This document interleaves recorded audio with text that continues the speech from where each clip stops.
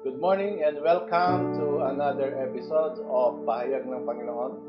Bago ang lahat, I would like to greet everyone a Merry and Joyous Christmas. Bagamat restricted tayo na makapagtipon ngayong Pasko, di kagaya ng dati, pero still we can celebrate Christmas by making a Thanksgiving prayer to our Creator. As what Apostle Paul says in 1 Thessalonians 5:18, give thanks in all circumstances, for this is the will of God in Christ Jesus for you. We should always be thankful dahil tayo ay buhay pa, may lakas pa at may pagkakataon pa na makagawa ng mabuti sa ating pamilya, sa ating mga kaibigan, sa ating mga katrabaho at sa ating pamayanan. Ito ay biyaya sa atin ng Diyos, kaya tayo magpasalamat lang lagi sa Kanya na pinagmumulan ng ating buhay. Without further ado, still under the general theme of love for family, we will be talking about how to be happy together for life as a married couple. As we have seen, marriage spans the whole of life. Ngayon, paano nga ba mapapanatiling masaya o maligaya ang pagsasama habang buhay? It should start with this: making a decision that you want to be happy for life. Remember, happiness is a personal choice. When you have made such a decision, follow these guidelines. Number 1, stay true to the design. Sasabihin ng bawat building contractor na nakasalalay sa tamang structural designs ang tibay ng pagkakatayo ng gusali. Makikita sa design ang estimates ng mga gagamiting materyales at kung saan ilalagay ang mga ito.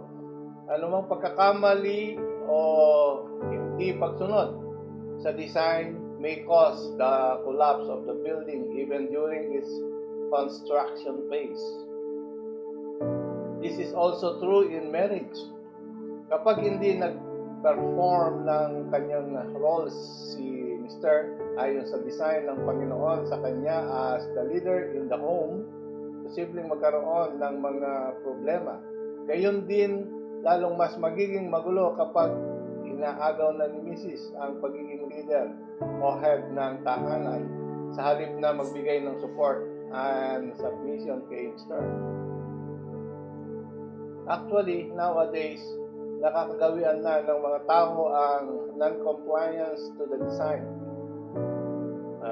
Sa marami at dumarami pang mga tao, hindi na uso ito. Maraming relasyong mag-asawa ay nagtatapos sa annulment or legal separation.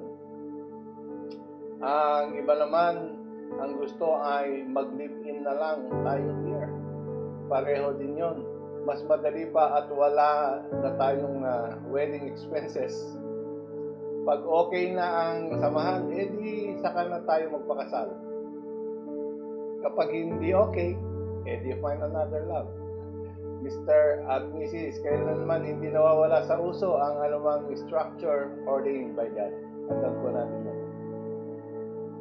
Number 2, practice authentic love. Marahil sasang-ayon kayo sa akin that love is one of the most misused and abused word. Nakakita ko ng isang babaeng may daladalang aso at ang sabi niya sa kanyang kasama, "Oh, I just love dogs." At ang isang kalalabas lang sa pizza house, ang sabi, "Oh, I just love pizza." Hindi ito ang klase ng pag-ibig na dapat natin ibigay sa ating asawa. Tingnan naman natin kung ano ang pakahulugan ng Biblia tungkol sa pag-ibig. Sa 1 Corinthians chapter 13, starting on verse 1. Makapagsalita man ako sa mga wika ng mga tao at ng mga anghel, kung wala naman akong pag-ibig, para lamang akong kampanang umaalingaw-ngaw o pumpiyang na kumakalampag. Kung ako man ay may kakayahang magpahayag ng salita ng Diyos at umunawa sa lahat ng mga iwaga, Kung meron man ako ng lahat ng kaalaman at ng malaking pananampalataya na anupat nakakapagpalipat ako ng mga bundok, ngunit kung wala naman akong pag-ibig, wala akong kabuluhan. At kung ipamigay ko man ang lahat ng aking mga ari-arian at ialay ang aking katawan upang sunugin, ngunit wala naman akong pag-ibig, wala rin akong mapapala. Ang pag-ibig ay matiyaga at magandang loob, hindi maiinggitin, hindi mayabang, ni mapagmataas man. Hindi magaspang ang pag-uugali, hindi makasarili, hindi magagalitin o mapagtanim sa kapwa. Hindi niya ikinatutuwa ang gawaing masama, ngunit ikinagagalak ang katotohanan.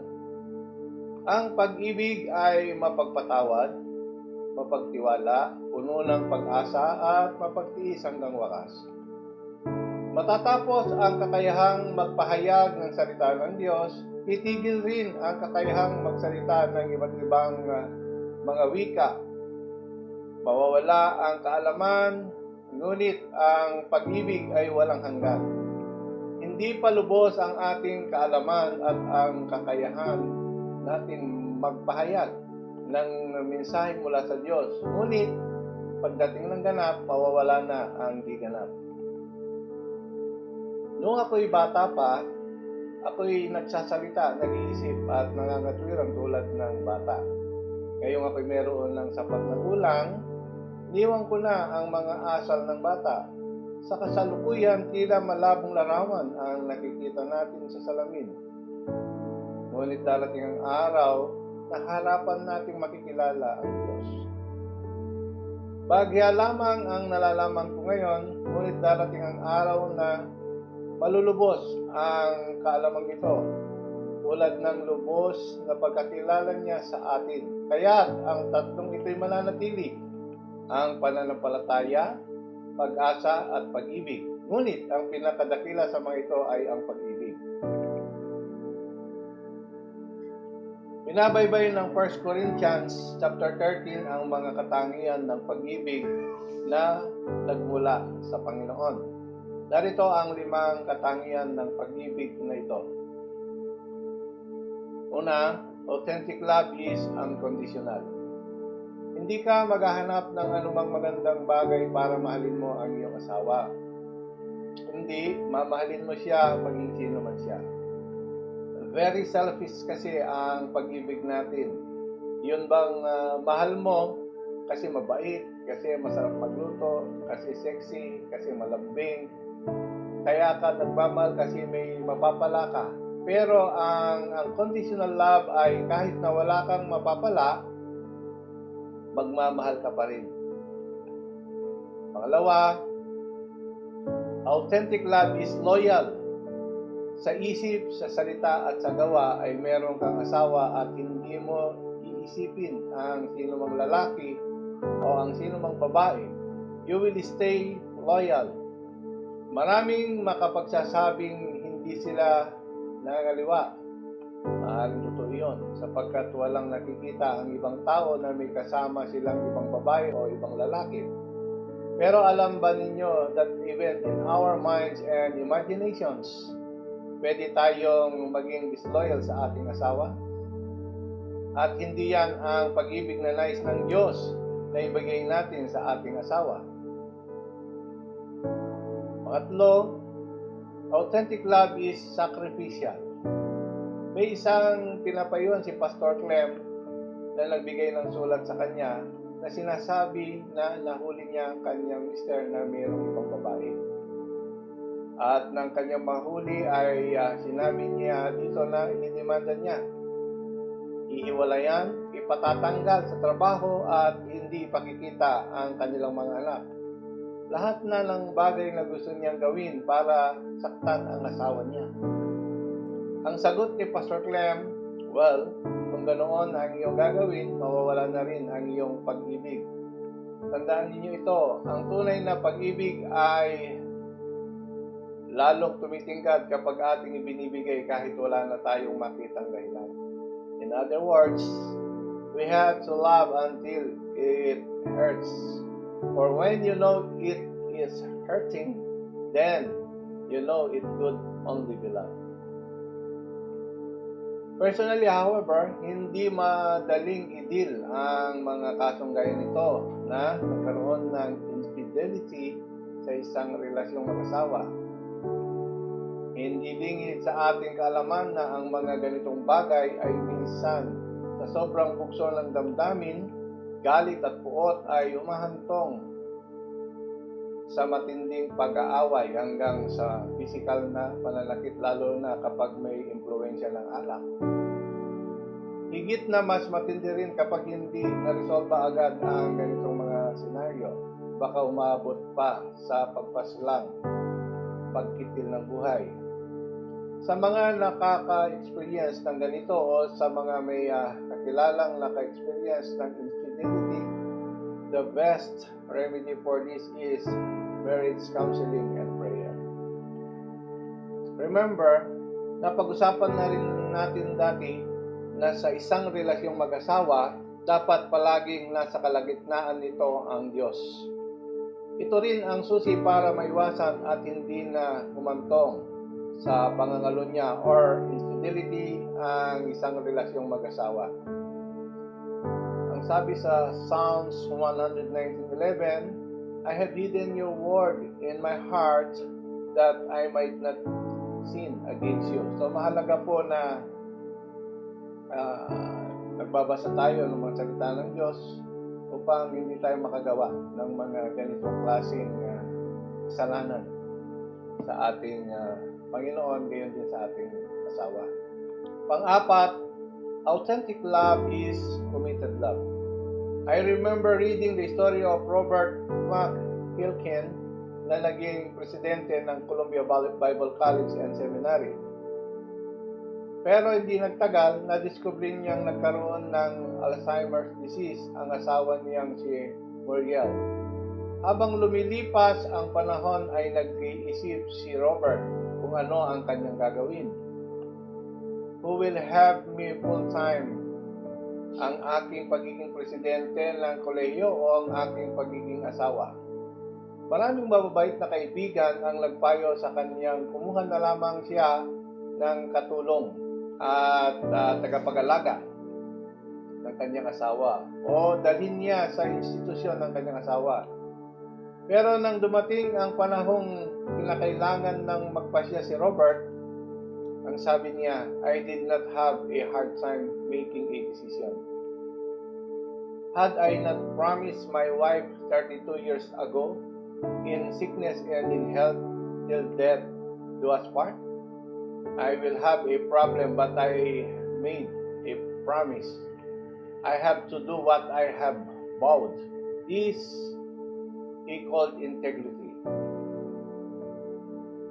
Yes, mga misis at mga mister, commitment is anuman ang iyong pinangako, kahit matagal na ang panahon yon, gawin mo pa rin. Sapagkat mahal mo ang iyong asawa at committed ka sa ganitong klaseng relasyon. Napakasarap sanang makita ang napakaraming mag-asawa na sa kabila ng hirap ng kanilang relasyon ay nagtitiis at nagsisikap sapagkat sila'y nangako. One of the supreme happiness in life is the conviction of being loved for yourself, or more correctly, in spite of yourself. Napakasarap kapag tayo'y minamahal sa kabila ng anuman, at napakasarap din makapagbigay ng ganoong klase ng pag-ibig. Number 5, authentic love forgives and forgets. To forgive is to give a gift to the erring person, and to forget is not to hold the person accountable again.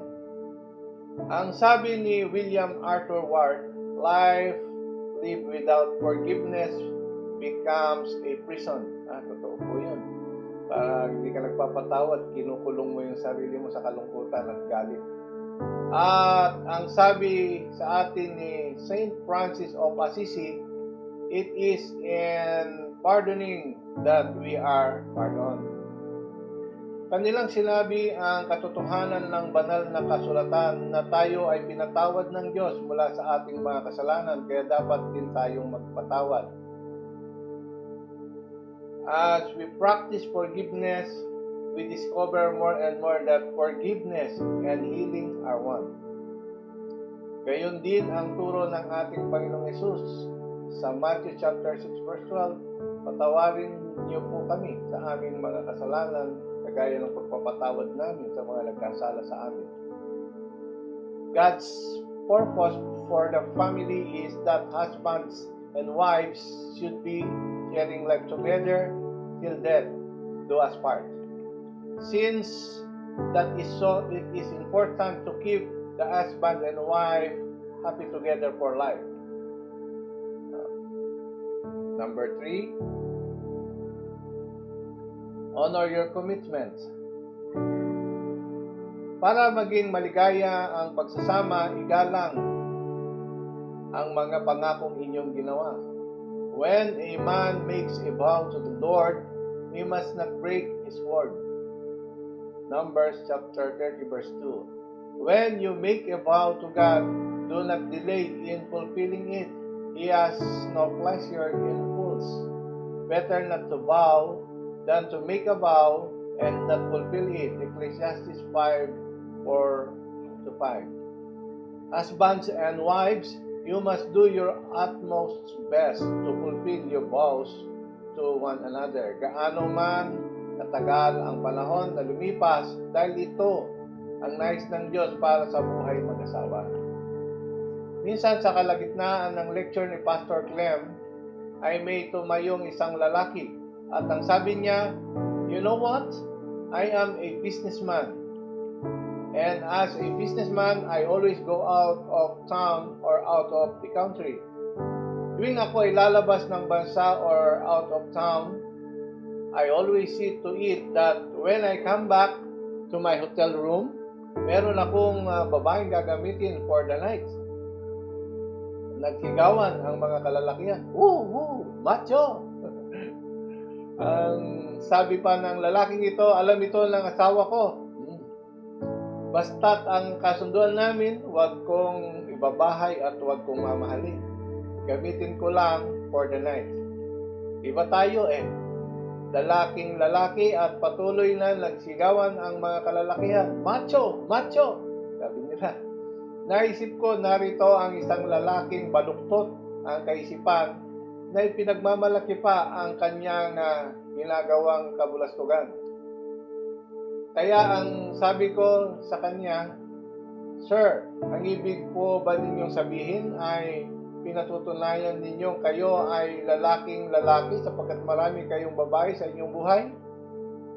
At muli niyang sinabi, "O hindi ba? Lalaking lalaki lang ang makakagawa niyan." At minsan pa ay nagsigawan ang mga kalalakihan at nagpalakpakan. Gusto naman ng mga lalaki. Ang sabi ko, "Sir, I am sorry. Kung iniisip niyong kayo'y lalaking lalaki sa pamamagitan ng pagkakaroon ng maraming babae, dinaramdam ko hong sabihin, I don't agree." Ang sabi niya, "Bakit naman?" Well, alam po ba ninyong hindi ninyo kinakailangang maging lalaking lalaki para magkaroon ng maraming babae sa buhay? Sapagkat ganoon din po ang ginagawa ng aso namin. Maaaring ito ay may halong biro, pero totoo yun nonetheless. Ang tunay na lalaki ay hindi ang pagkakaroon ng maraming babae sa kanyang buhay. Ang tunay na lalaki, kapag nakita niyang may babaeng nakahiga sa kanyang hotel room, ay kanyang paalisin. Sasabihin niya, "Lumabas ka sa kwartong ito, sapagkat nangako ako sa Diyos at sa harapan ng maraming mga saksi ng aking asawa na ako'y magiging matapat sa kanya." Wow, yun dapat. Honor your commitment. Anumang panahon at saan mang dako, huwag mong kalilimutang gumawa ka ng sumpa sa harap ng Diyos Tuparin natin ang ating mga pangako habang tayo ay nabubuhay until our breath runs dry. Ika nga, till death do us part. Number 4 is value each other's individuality. Pahalagan mo ang iyong asawa, pati na rin ang kaibahan ninyong mag-asawa. Celebrate your unique differences. Tayo ay nilalang sa wangis ng Diyos. Ang nilalang ng Diyos na babae ay tulad ng lalaki, pero hindi niya kamukhang kamukha. Napakaraming kaibahan ng lalaki at ng babae. Kayo na mga asawa, alam ninyo ang ibig kong sabihin at nadiskubre na ninyo ang maraming kaibahan na iyan. Kapag ang isang lalaki at ang isang babae ay kinasal, meron silang tinatawag na oneness o togetherness, tayong dalawa. Pero sa kabila nito, meron din silang I-ness at U-ness. Imagine two overlapping circle. Ito yun. I-ness, we-ness, U-ness. Nire-represent ng I-ness ang iyong mga katangian at ang U-ness naman ang mga katangiang kakaiba sa ating asawa. Dapat nating irespeto ang I-ness at U-ness na ito. Ang ibig sabihin, you continue to be you and I continue to be me as we pursue togetherness. Because both persons should continue to be the kind of persons that he or she is while trying to grow with the other person. Kung minsan, ang nangyayari ay nagiging isa na lang ang circle. Bagamat lumalaki at lumalapad ang oneness, dumarating ang panahong isa na lang ang circle. Alam ba ninyo kung ano ang ibig sabihin kapag nagkaganoon? Ang ibig sabihin nito ay dominated ng isang personalidad ang relasyon. Isang tao na lang ang nasusunod sa kanila. In other words, one person in the couple was able to change the other person to suit his or her own taste. Nakakalungkot kapag ganoon at napakadelikado ng relasyong ito. Opo, hindi po maganda na ganoon. Hindi sila magkatuwang pag ganoon. Dapat tanggapin natin ang ating asawa sa kanyang kakanyahan. Noong kayo'y ikinasal, hindi ba sa sumpaan ay sinabi natin, tinatanggap natin ang lalaki at ang babaeng ito. Hindi natin sinasabi, tinatanggap ko ang iyong kagandahan, ang iyong kaseksihan, ang iyong kabaitan. At iwan mo na sa nanay mo ang mga pangit mong ugali, ang iyong pagiging tismosa, ang iyong pagiging gastador.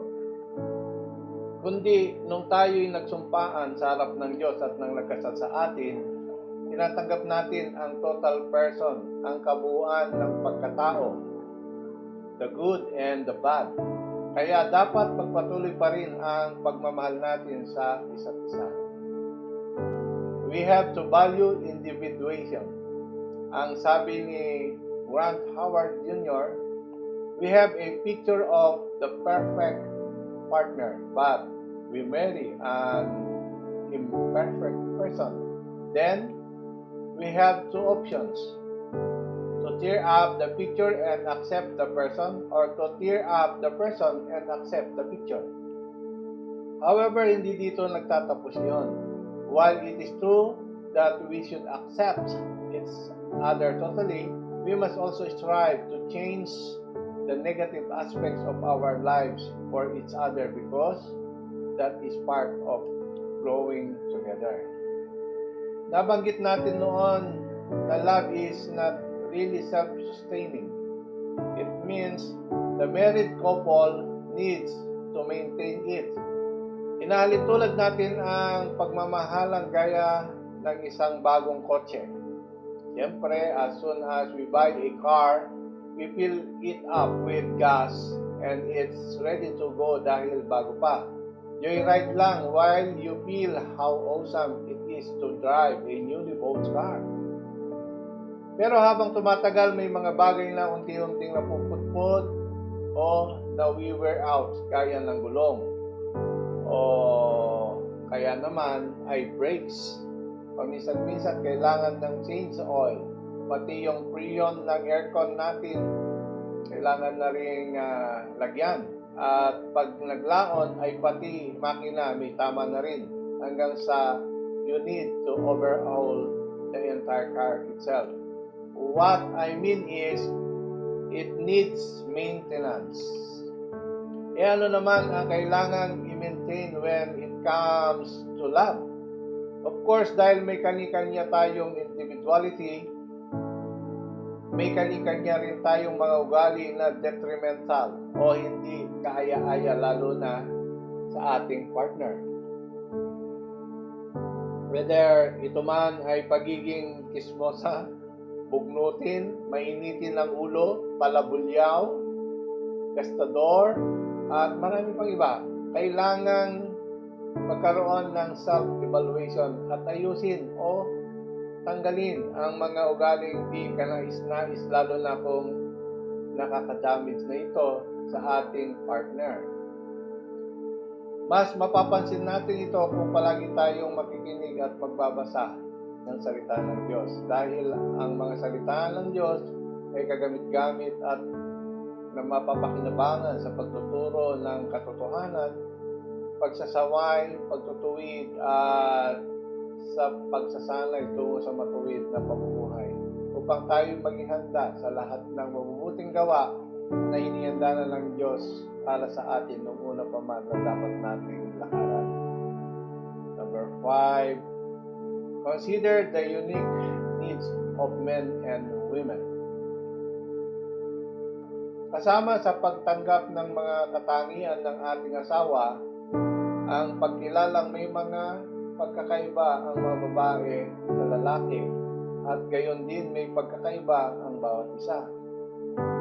Mahalaga ito upang matuto tayong mahalin ang ating asawa sa paraang naunawaan, natatanggap, at napapahalagahan niya. Mahalagang malaman ng mag-asawa ang tinatawag na love language ng isa't isa. Ang love language ng isang tao ay ang paraan kung paano niya maintindihan na siya ay minamahal. Napag-aralan na natin yan noon.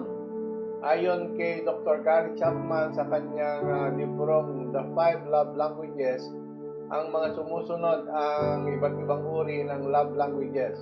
Balikan natin muli at ating tukuyin kung alin ang sa iyo dito. Alin ang sa iyong Mrs. o Mr. Madaling ma-discover ang love language ng iyong asawa. Pakinggan mo lang ang reklamo niya. Ito, una, receiving gift. Ganito yung reklamo niya. Bakit wala kang pasalubong sa akin? Did you not even think of buying me some kakanin from Cebu? Pangalawa, quality time. Miss ko na nung mag-boyfriend pa lang tayo, lagi kang may oras. Ngayon, puro ka na lang nasa work. Panay pa ang out-of-town trips. Pangatlo, physical touch. Wala ka man lang kiss or power hug para sa akin, ang bango-bango ko pa naman. Madalas nga ako na ang umahalik sa'yo.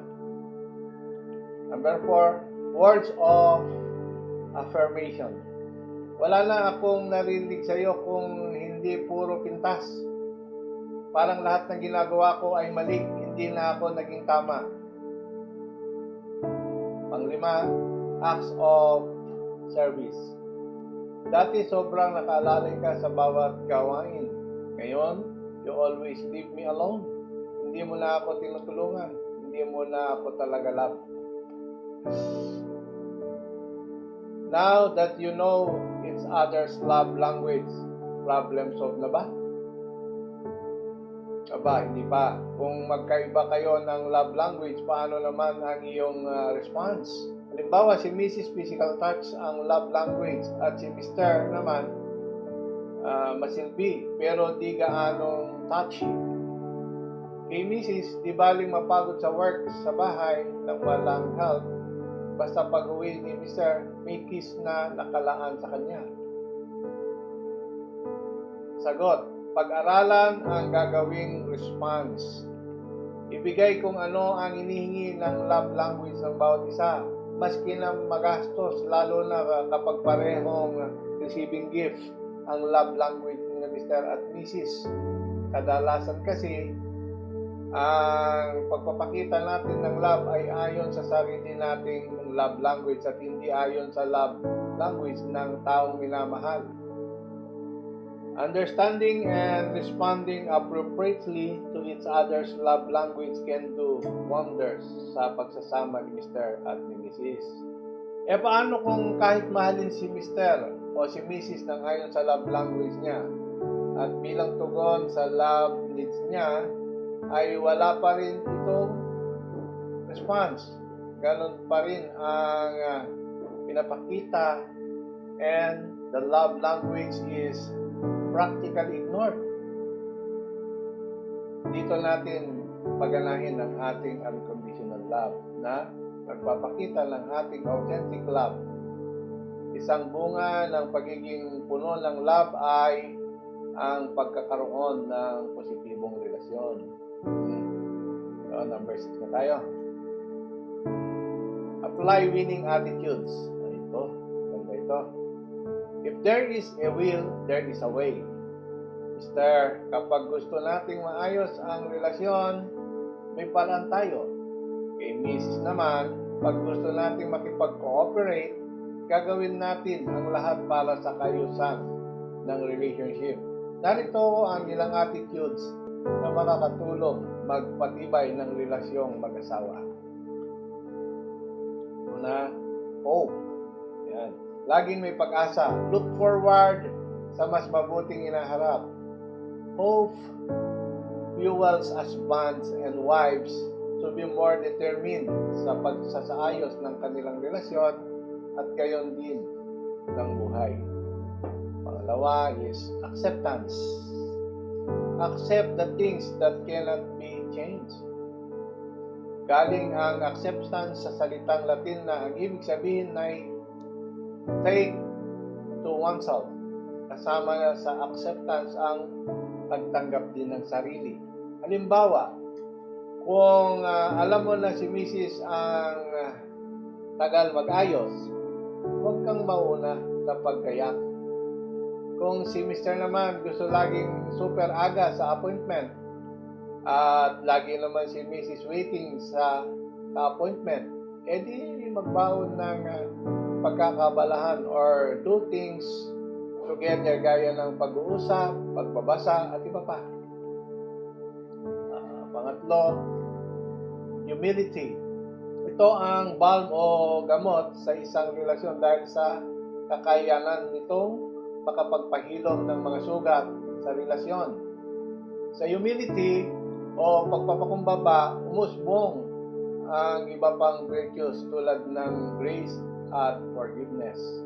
Bukod sa mga nabanggit, maaaring tingnan din nila Mr. at Mrs. ang compassion, tiwala sa sarili at sa asawa, cooperation, pakikibagay, lakas ng loob, courtesy, faithfulness, flexibility, forgiveness, friendliness, generosity, kindness, moderation, patience, respect, truthfulness, at kung ano-ano pang makapagbibigay ng gana sa matibay na relasyon. The love relationship. Love is important. Napakahalaga talaga nito. Yes, marriage must be fed by love, but marriage takes more than love. This is because in essence, marriage is a communion of life. Dalawang taong nagkaiba ang pinagmulan. May magkaibang pag-uugali at personalidad. Talagang hamon yan sa relasyon. Two very different people going through work and worry, joy and sorrow, sickness and health, being young and becoming old, dealing with small and big problems, coping with internal and external troubles, and facing individual and social questions. Indeed, marriage spans the whole of human lives for the married couple. Kaya napaka-importanting may love at hindi basta love, serious expression of love dapat. Pinatitibay ng mga ito ang isang loving relationship. Even conflicts, if handled properly, can be helpful in strengthening the bonds of the relationship. The freedom and intimacy of the home will always reveal that kind of persons live there. Kaya dapat may acceptance si Mr. kay Mrs. kasama ang lahat ng kanyang uniqueness, weaknesses, pettiness, and vice versa. Hindi dapat nagkakaroon ng pretension and strain sa samahan dahil nga may buong pagtanggap. Walang camouflage at hindi dapat plastic. Hindi ito madali. Kaya nga, Mr. at Mrs. sa marriage, dapat meron tayong inner strength to bear everything. Assured ito kung merong true love ang mag-asawa because one partner loves and accepts the other as given by God for life. Kahit may weaknesses, they are not conferred to others or forced to change in order to satisfy the other person. Love endures all things. Makita man ni Mr. at ni Mrs. ang mga faults and imperfections, this should not be sources or irritation or reason to give up. Rather, each person should self-reflect and change themselves according to what is righteous and accepting in the eyes of the Lord. When one sees the other as God-given, this is a good foundation ng isang matibay na relasyon ni Mr. at Mrs. When complaints arise sa pagitan ni Mr. at Mrs. at panay ang batuhan ng nasasamang salita, masisira ang marriage relationship. Gawing pamantayan ang love chapter, ang 1 Corinthians chapter 13. Babasahin niyo po yun lagi. True love does not seek itself. The basis of a happy life that is rich and free ay hindi ang matatanggap mong love mula kay Mrs. o Mr. Kung hindi ang binibigay mong love sa kanya. Ang sweet na marinig ang ako ay para sa iyo. Yun po yun. Ano ang secret ng ganitong pagtingin? None other than looking to Jesus Christ who gave Himself for the church so that through His power, husband and wife can give themselves to each other. The book of Ephesians chapter 5 verse 22 to 30. Christ-like love ang tanging palangga laban sa pagiging makasarili na siyang laging ugat ng away at discontentment ni Mr. at Mrs. Napakaraming pamilya na rin ang nawasak. Unawain natin kung bakit ito nangyayari at kung paano magbabago ang ganitong katotohanan. Sa totoo lang po, imposible po na magmahal ka nang wala kang ibinibigay. Kagaya ang sabi sa John 3:16, for God so loved the world that He gave His only begotten Son. So, yun po yun. Patunay po yun na ang Diyos Ama, binigay niya yung kanyang anak para sa atin. At anong promise? For those who believe in Him will not perish but have eternal life. Ang pag-ibig po, yung tunay na pag-ibig, may ibinibigay. Merong sakripisyo. Hindi po pwedeng umibig na wala kang ibinibigay. Yun po ang totoo doon. Kaya sinasabi natin, napakasarap gawin iyon na masarap sa pakiramdam yung minamahal ka kahit sino ka pa man at ganun din mahalin mo siya kahit sino pa man kasi nga asawa mo siya at yun na po ang totoo doon, ang katotohanan doon upang magkaroon ng matahimik na pamumuhay ang mag-asawa. Tandaan po natin yun, kailangan po talagang ibigay ang lahat para sa relasyon mag-asawa.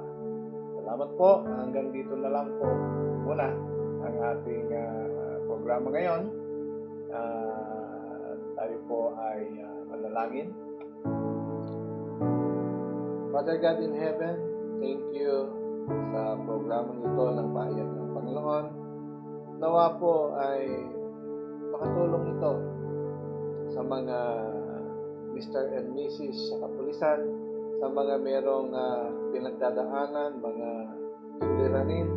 Nawa po, Panginoon, ay magamit ito upang magkaroon ng solusyon ang kanilang problema, sapagkat napakahalaga po ng relasyon ng Mr. at Mrs. para sa isang matatag na pamilya, para sa isang masayang pamilya. Salamat po, Lord God, at salamat din sa iyong mga salita na kung saan natutunan namin ang tunay na kahulugan ng pag-ibig, at nawa ito ang maging basis ni Mr. and Mrs. sa kapulisan upang mas maging matatag pa po ang kanilang relasyon. At Lord God, tunay po, Panginoon, na nawa, Panginoon, ikaw ang maging sentro ng kanilang relasyon, ikaw maging sentro ng pamilya, sapagkat kung wala ka, Panginoon, walang makakatayo, ngunit kung nandiyan ka, Panginoon, magiging makatatag ang lahat. At Lord God, patuloy nawa po, Panginoon, na i-bless mo ang programang ito upang sa gayon, Lord, patuloy po, Panginoon, na kami makapagbahagi ng mga magagandang programa, na patuloy kaming makapagbahagi ng mga pangangailangan na upang mapatibay ang mag-asawa at pamilya ng mga kapulisan. Lord, sa iyo lamang po kami nagtitiwala, at ang dalangin ko, i-bless mo po ang mga pamilya ng kapulisan, at sa gayon, Panginoon, ay Lord God, maging pakipakinabang ang programa nito sa kanila.